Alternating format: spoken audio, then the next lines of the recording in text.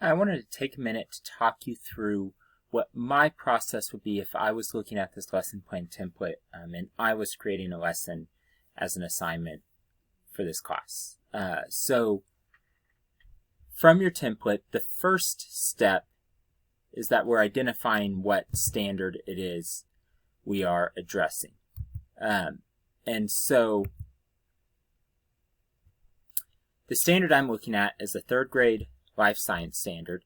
It says analyze and interpret data from fossils to provide evidence of the organisms and the environments in which they lived long ago.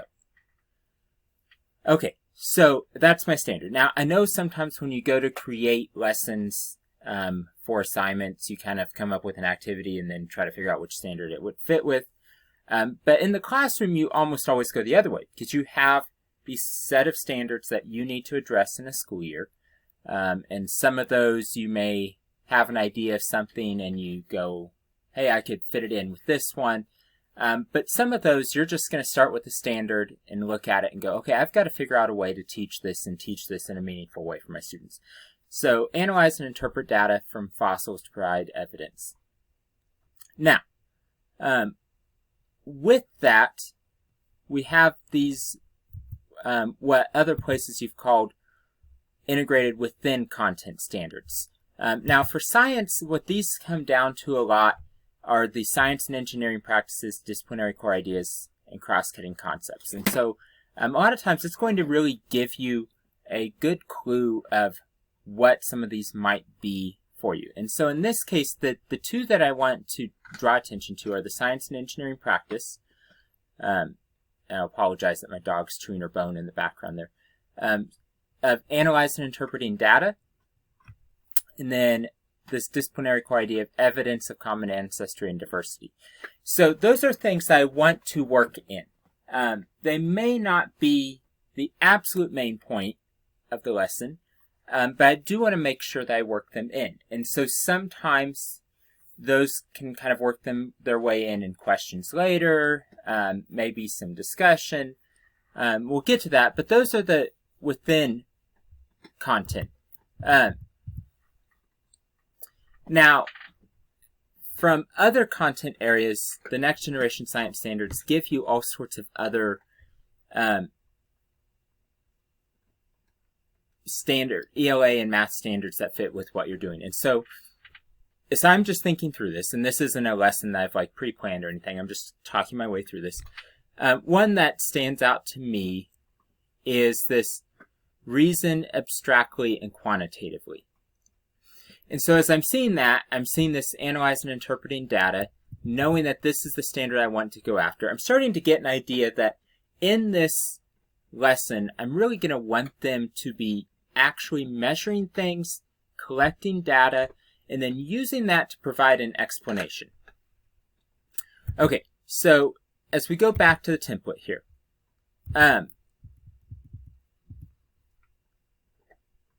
as far as portions, I think are a little bit unique to science, and that's sort of what I want to highlight here. Now, the learning theory and method, like in the background information on some of the learning theories, different folks approach things differently. The same teacher might use different theories at different times, depending on the goal of the lesson.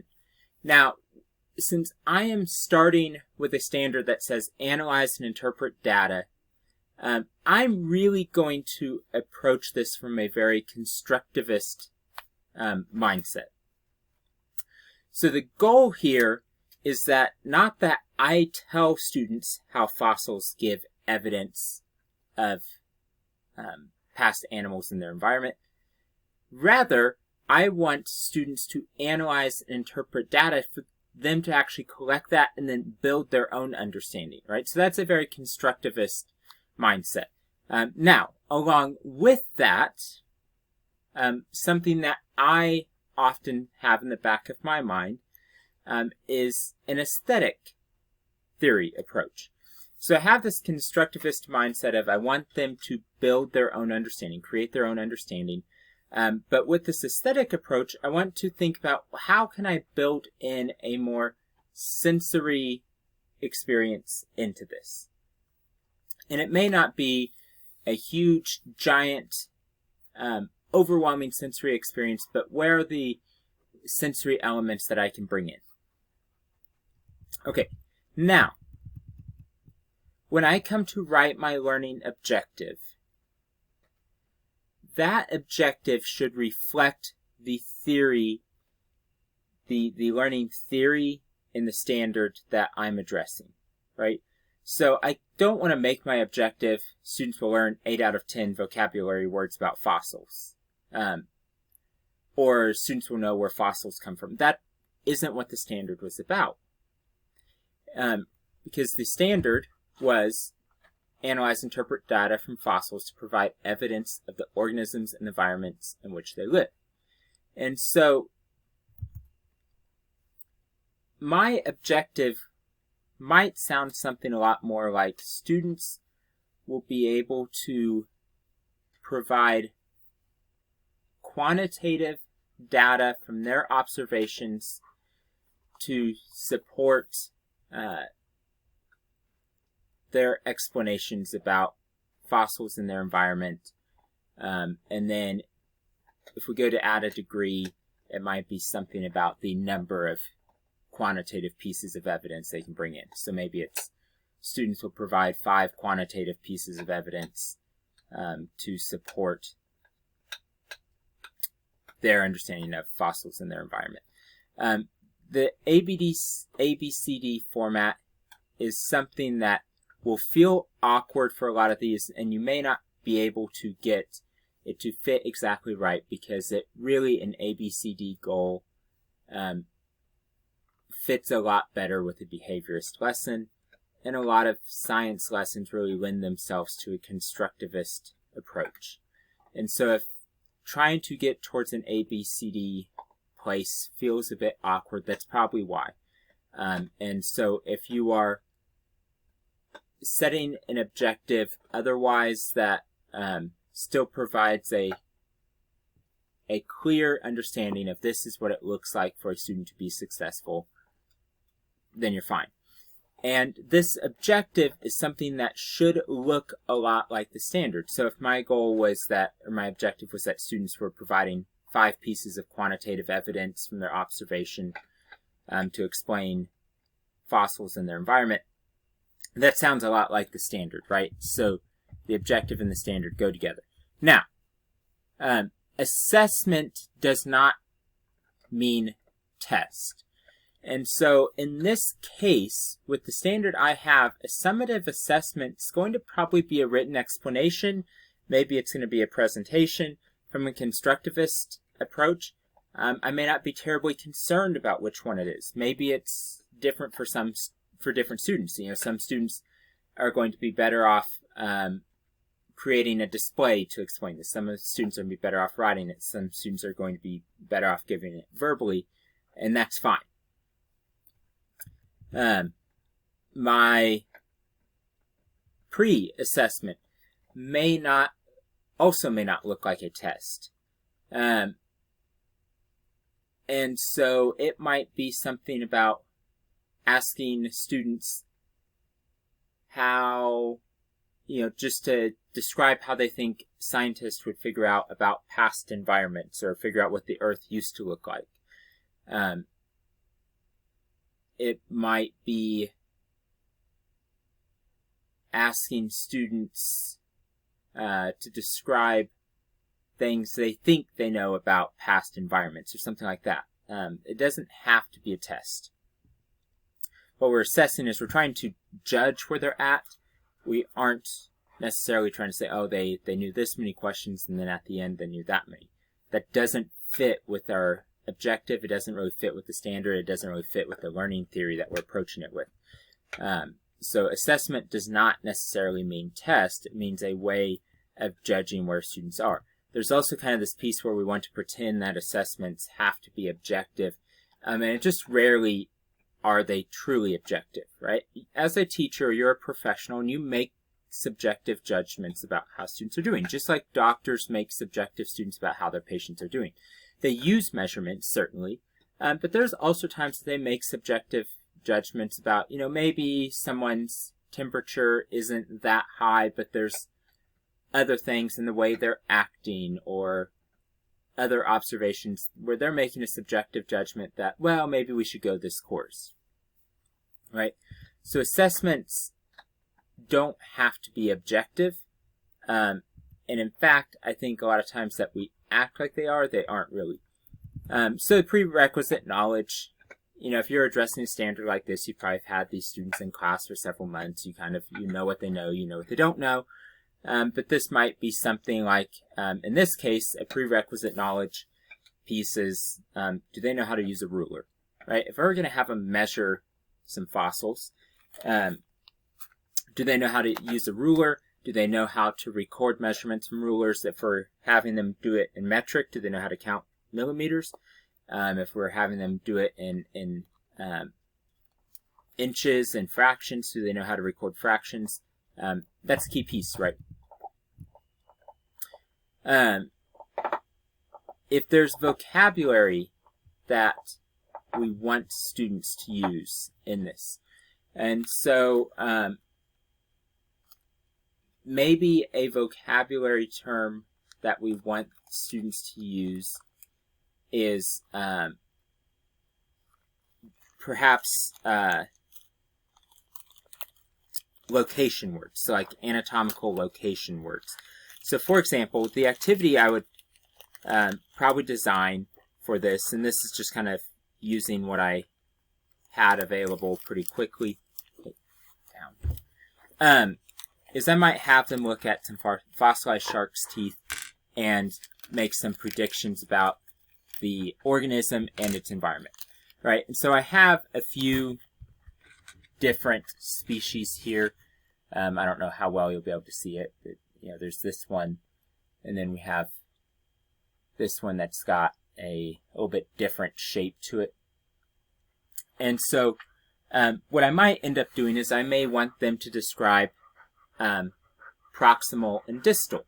So proximal, the proximal end of the tooth would be the end that is closer to the body. So like this would be proximal, and then distal is further away. On your arm, proximal is, closer, and then distal. So your fingers are distal to your wrists, right? They're further away from the center of the body.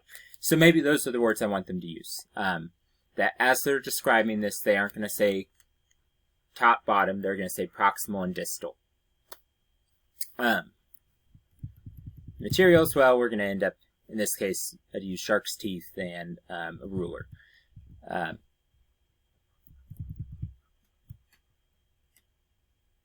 Whatever classroom management plan, typically students don't struggle with it. Okay, so when you get to the actual activities, since it's a constructivist theory that I said was underlying this, right? I said it's going to be a constructivist lesson. My learning activities are really going to include a lot of prompts and questions for the students, right? I can't necessarily give a step-by-step, I'm going to teach them this, I'm going to teach them this, I'm going to teach them this, I'm going to teach them this, because that's not how constructivism works, right? It's, here's the guidance I'm going to give them. So maybe you're going to give them, I might give them 4 or 5 guiding questions. I'm going to probably teach them how to measure teeth. We might also discuss different measurements they can use. So maybe they want to use mass, and maybe we're going to do some sort of ratio. So like we want to compare the length to the width at the widest point. And so we're going to discuss some of those methods a little bit. And so in our procedures, some of that's going to be discussing like scientific methods. Here's things you can use. And then a lot of it is going to be leaving questions open to the students, right? If it's constructivist, they're building their own understanding. I can't completely script that. Now, I can certainly bait some of those questions and lead them certain directions, but they still are building their own knowledge. So we had the disciplinary core idea related to ancestry. And so if that's one of my within content pieces. So something I'm thinking about is, oh, there's this like shared ancestry piece that I should bring up. I'm going to probably build in a question about what things are similar between all of the teeth, and why do you think that's the case?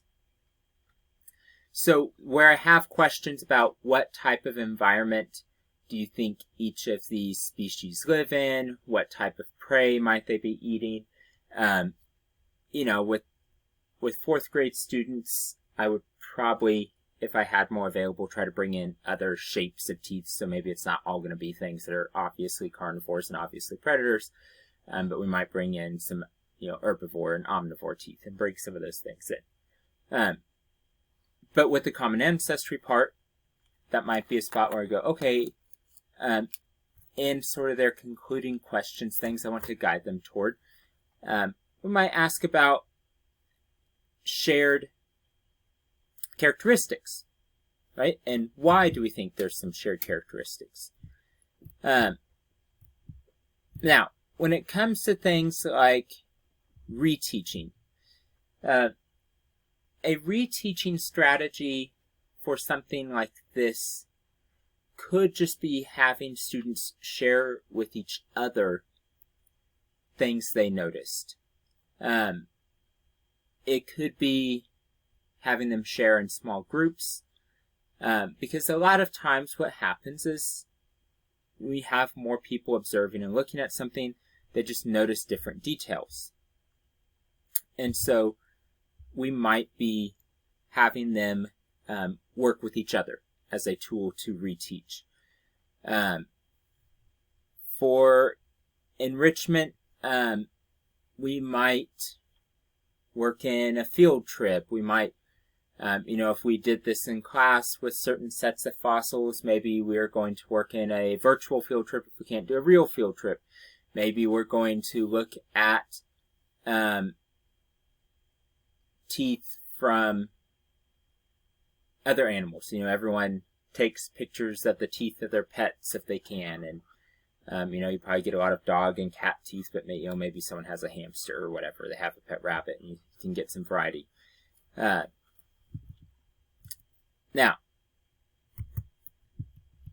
one thing that I want to point out, and this is a little bit different from maybe how you've experienced this template in the past. The specific exceptionality that I want you to focus on for the one, we have a student who's an English language learner, and then we have a student who's been identified with autism spectrum disorder. Now, I know that's vague, and it's students can have very different characteristics and still be identified as autism spectrum. But one of the things you might think about there is that perhaps sensory textures or things like that could be an issue. I don't know with fossils if that's as likely, but sometimes with things that you observe that are sensory thing that we're touching and looking at, that could be an issue. And so maybe it's that you need to provide other ways for them to manipulate it. Maybe it's gloves, maybe it's tweezers or something to help them move it. If that potentially is going to be an issue. If they potentially need more structure. So for most students, you might just be providing some guiding questions. But maybe for this student, you really are providing a lot more like direct steps. That's something to think about. For students who might be English language learners, you might think about, depending on what resources you have available, is this something that you want to let them observe in whatever language they feel most comfortable in? And then when it comes to communicating their findings, then we work on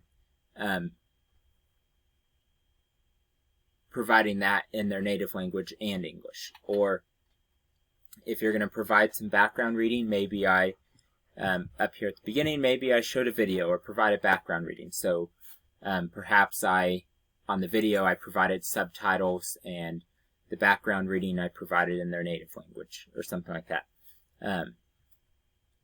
Again, this is all a process of how you're thinking through it. There isn't necessarily a right or wrong answer. There's not even necessarily that if I went through to teach the same standard that I would do it again. It's a process that as you're working through it, but the big point if you're struggling is you look back at your standard, you look back at your objective, and the more things line up, the better shape you're in. So if by the end of the lesson, the thing that students are doing to show you how much they've learned, if that looks an awful lot like the standard, then you're in good shape, right? The more alignment we have between the standard and objective and our learning theory and all those pieces, the more cohesive they look, the more lining up we have, the better shape you're in.